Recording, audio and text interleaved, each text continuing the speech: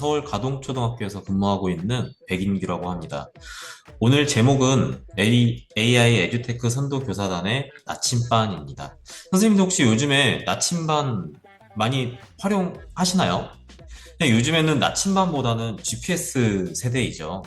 근데 제가 나침반이라는 용어를 GPS라는 말 대신에 쓴 이유가 대신 걸어주는 게 아니고 방향을 잃었을 때 다시 한번 바라볼 수 있는 것. 그게 나침반이 GPS와 좀 다른 점이라고 저는 생각이 들어서 어, 선도교사단의 좀 나침반에 대해서 한번 이야기를 해보고자 합니다. 오늘 이야기는 크게 세 가지 질문을 중심으로 흘러갑니다.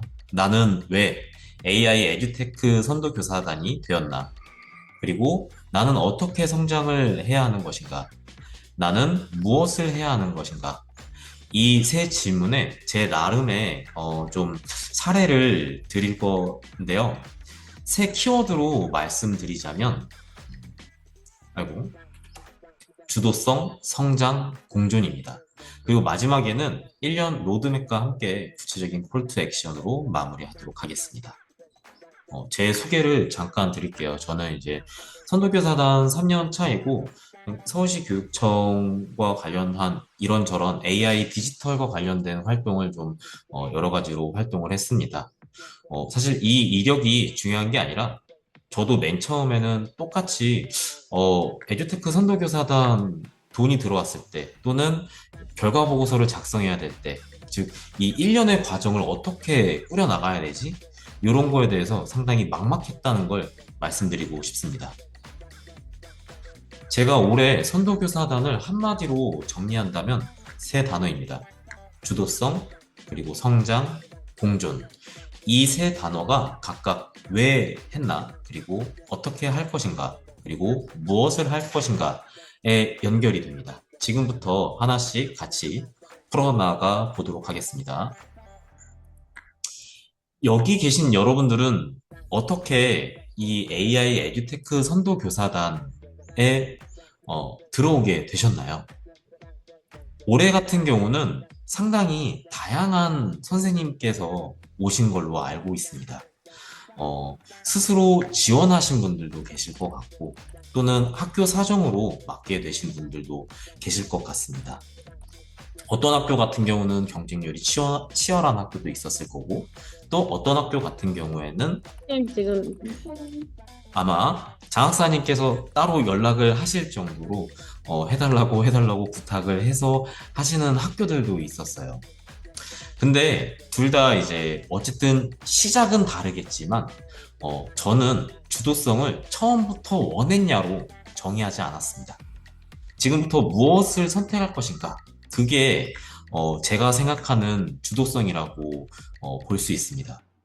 선도교사단에 필요한 건 완성된 전문가가 아니라 함께 배우고 나누려는 태도입니다. 아까 이봉용 장학사님께서 그 성공 경험 뿐만 아니라 실패 경험을 나누는 것도 상당히 중요하다고 이야기를 해주셨는데요. 저도 이런 이제 에듀테크 선도교사단과의 이야기를 할 때 보통 그러니까 성공 스토리를 얘기하는 경우도 있지만 제 실패 스토리를 얘기할 때가 더 많았던 것 같아요. 오히려 그 성공 스토리를 얘기를 하면, 아, 그거는 부장님이니까 그렇게 가능한 거죠. 라고 얘기를 하시는 분들도 계시는데, 오히려 반대로 실패 사례를 말씀을 드리면 또 공감을 해주셔서, 아, 맞아. 나도 저런 좀 안타까운 경험이 있었지. 이렇게 이제 접근을 하게 되면서 결국에는 이제 함께 배우고 나누는 데 있어서 좀 더 장벽이 낮아지는 효과를 좀 봤었던 것 같아요. 그래서 지금 당장 선도교사단한테 필요한 거는 아까도 얘기했다시피 완성된 전문가가 아니라 함께 배우고 나누려는 태도가 상당히 중요하다고 볼 수 있습니다. 그러면 도착점을 세 가지로 나눠서 생각해 보면 좋겠어요. 첫 번째는 이제 개인적인 도착점에는 나는 올해 디딘인가? 도약인가? 이 단계를 먼저 정해야 됩니다. 두 번째로는 이제 행정적 도착점이죠. 12월 달에 결과 보고서와 연구비 정산. 사실 여기 계신 선생님들께서 가장 고민이시기도 할 거고, 아마 스트레스이실 수도 있어요. 아, 결과 보고서 어떻게 쓰지? 연구비, 정산? 아, 이거 또 보니까 영원 단위로 맞추라고 했는데 어떻게 하지? 요거를 한번 고민을 해보시면 좋을 것 같은데, 다만 이거를 연말 숙제로 두지 말고 지금부터 이제 활동 기록이라고 생각하시면 조금 더 쉽게 접근하실 수 있으실 것 같아요. 아직 저희에게는 오늘이 5월 달이니까 대략 한 6개월 내지 7개월이라는 시간이 남았잖아요. 하루에 하나 또는 뭐 하루도 아니에요. 한 일주일에 하나씩만 간단하게만 적어놔도 이게 쌓이면 11월 달 정도 되면은 상당히 많이 쌓이거든요. 그래서 지금부터 활동 기록이라고 생각하고 접근을 하시면 될 것 같습니다. 당장 오늘 이 연수에 이 특강에 참여하는 것부터가 이제 시작이라고 볼 수 있겠죠. 세 번째는 이제 교육적인 도착점입니다. 내 학교 동료 한 명이 이거 한번 해볼만 하네 느끼게 만드는 것. 이것도 좀 도착점 세 가지 중에 하나로 생각을 해보면 좋을 것 같고요. 이 세 도착점만 머릿속에 있으면 1년이 좀 흔들리지 않고 굳건하게 가실 수 있으실 것 같습니다. 그럼 이제 어떻게 성장할 것인가로 한번 넘어가 보겠습니다. 선도교사단 역할이 네 가지가 있는데 시험 과목처럼 네 가지를 모두 다 잘해야 되는 게 아닙니다. 메뉴판이라고 보시면 좀 쉬울 것 같아요. 저희가 음식점 가서 메뉴판을 이렇게 고르잖아요. 근데 메뉴판이 4개가 있다고 해서 4개를 다 먹진 않아요. 물론 이제 다 드시는 분들도 계시죠. 하지만 올해 나는 요 메뉴판에 있는 요 음식을 한번 먹어봐야지, 또는 이 음식과 이 음식을 같이 먹어봐야지, 이런 형태로 메뉴판처럼 골라서 한번 나는 어디서부터 시작할 것인가로 마인드를 바꿔서 나가시면은 조금 더 요 선도교사단 역할에 대해서 좀 수월하게 접근하실 수 있으실 것 같습니다. 크게 네 가지로 볼 수 있어요. 수업 실천과, 그리고 학교 AI 디지털 교육 길잡이, 동료 성장 촉진자, 그리고 현장 연구자. 수업 실천과는 수업 한 장면에 AI를 작게 적용해보는 사람으로 생각을 해보시면 좋을 것 같아요. 처음 스타트는. 그리고 AI 길잡이는 교육청 공문을 동료 선생님들께 알아듣기 쉬운 말로 바꿔주는 전달자의 역할로 한번 제시를 해보고 있습니다. 그리고 동료 성장 촉진자 같은 경우에는 옆 선생님이 첫걸음을 내딛게 돕는 사람으로 보시면 될 것 같고요. 그리고 현장 연구자는 성공 그리고 실패를 두 가지를 다 기록을 해서 이 모든 경험을 자산으로 만드는 사람을 일컫다고 저는 이제 파악을 해봤어요. 이 중에 지금 내 모습과 가장 가까운 역할이 어디인지 먼저 한번 찾아보고 가장 선뜻 쉽게 접근할 수 있는 것부터 시작을 하는 게 중요한 것 같습니다. 사실 어느 활동이든 시작이 반이라는 말이 있잖아요. 시작만 하면 벌써 반이나 지났어요. 네. 디딤 단계라면 이제 세 가지만 하시면 됩니다. 첫 번째, 공식 연수부터 붙잡기. 요즘에 교육청에서 나온 AI 디지털 연수들이 상당히 많이 나오고 있습니다. 센스쿨도 있고, 뭐, 지식센터도 할 수 있고요. 교육청 연수도 있고, 안전하고, 좀 더, 결과 보고서에 기록하기가 상당히 좋습니다. 그리고 두 번째로, 학교 안에서 정보를 한번 전달해 보는 거예요. 여기 계신 분들은 아마 이제 과학정보부장님들이 상당히 많이 계실 거라고 생각이 들어요. 과학정보부장님들의 업무예요. 아, 나 과학정보부 업무도 많은데 AI 에듀테크 선도교사단 업무까지?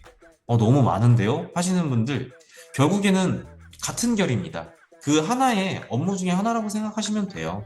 저희가 원래 과학정보부장님들께서 공문으로 이런 과학과 관련된 또는 정보와 관련된 연수들을 안내하실 때가 있잖아요.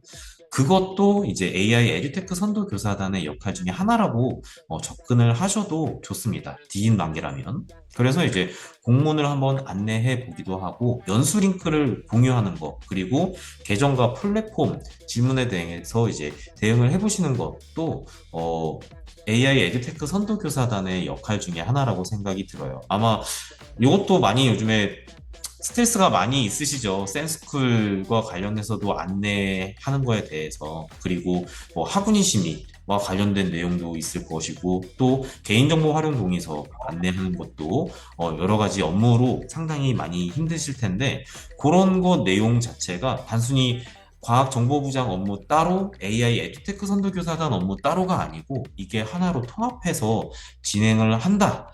라고 생각을 하시면 조금 더 쉽게 접근하실 수 있으실 것 같아요.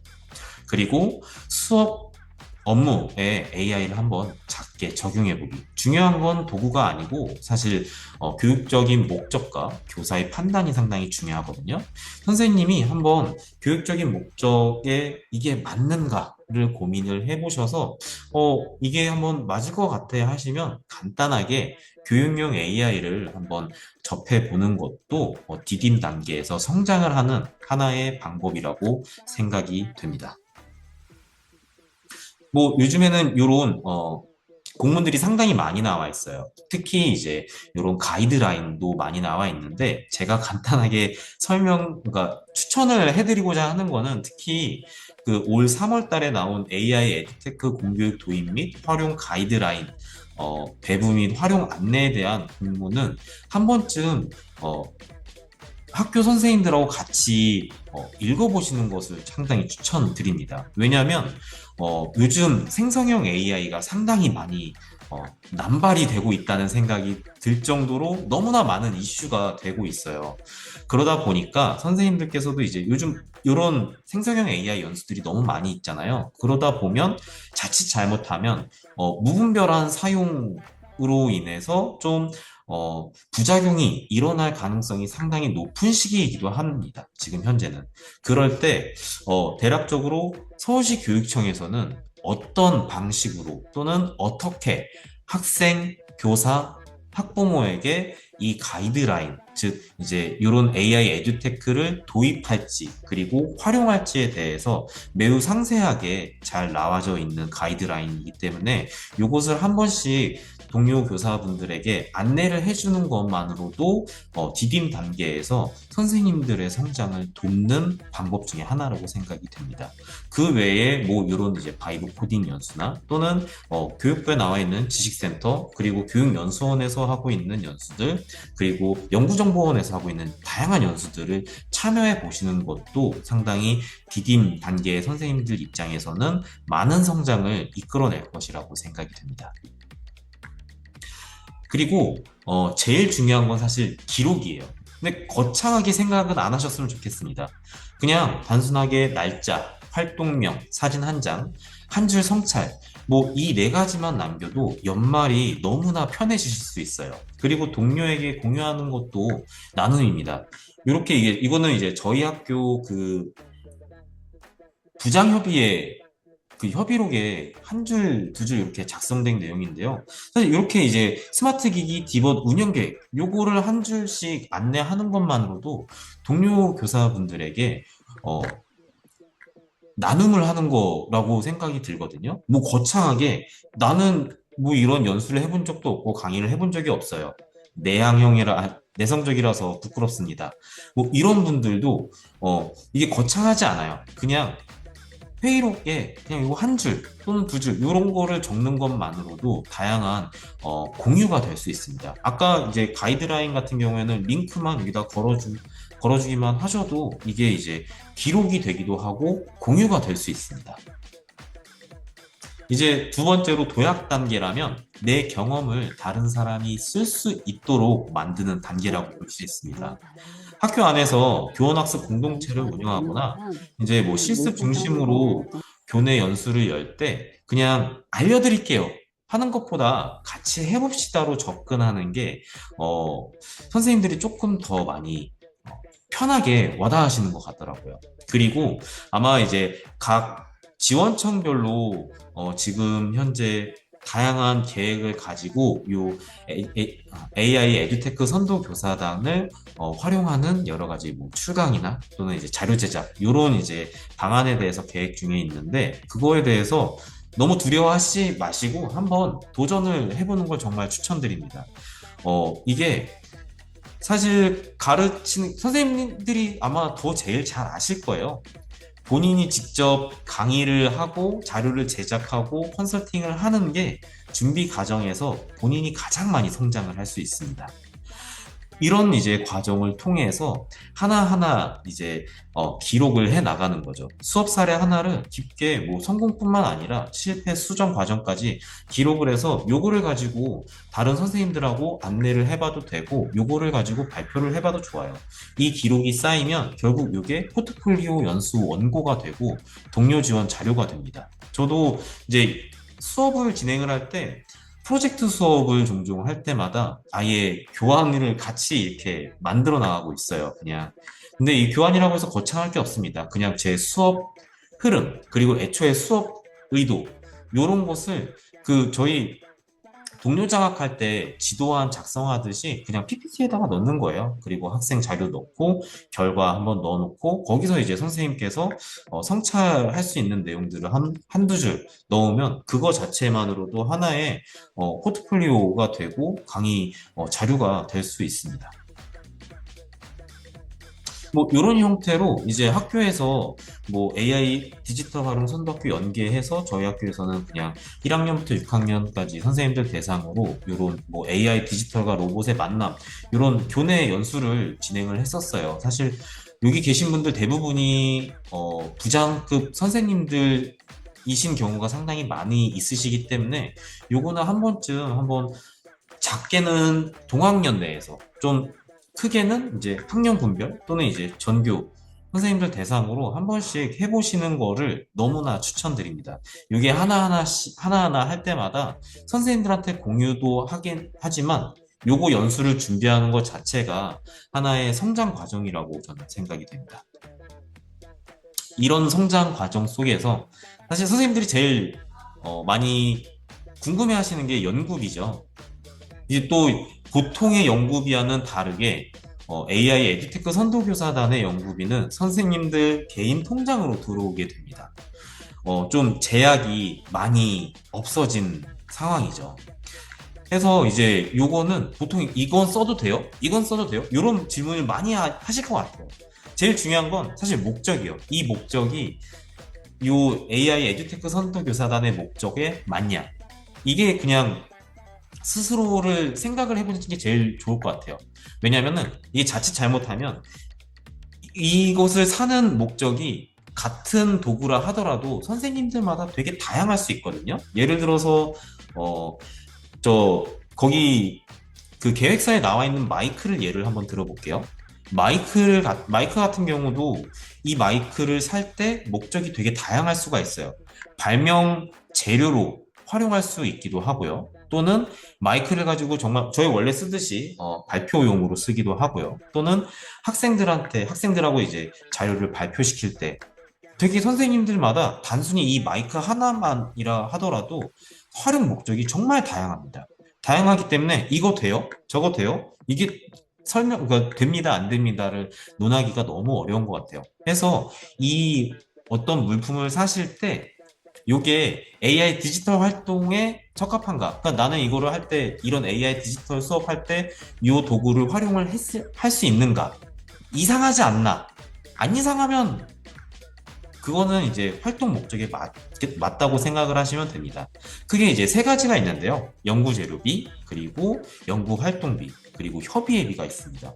특히, 가장 메리트 중에 하나가 이 협의회비인 것 같아요. 사실, 학교 예산으로 협의회비를 쓰기가 너무 이제 눈치가 좀 보이잖아요.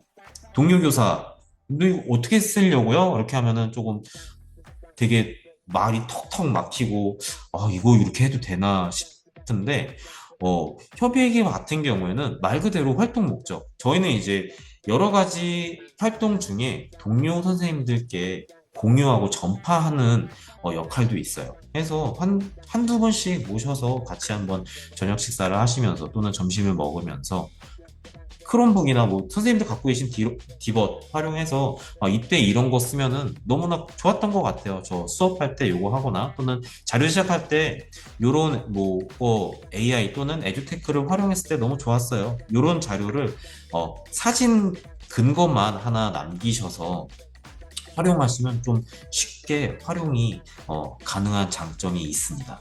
다만 자유롭다고 자유롭다는 말이 아무렇게나 써도 된다는 뜻은 아닙니다.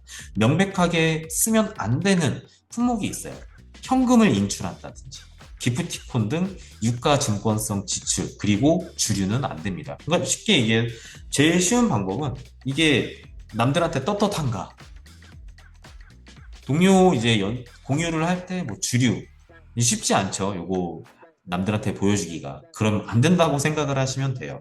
장비 기준도 방금 전에 말씀드렸다시피 수업 연수에서 어떻게 썼는지 보고서에서 설명할 수 있으면 사도 좋습니다.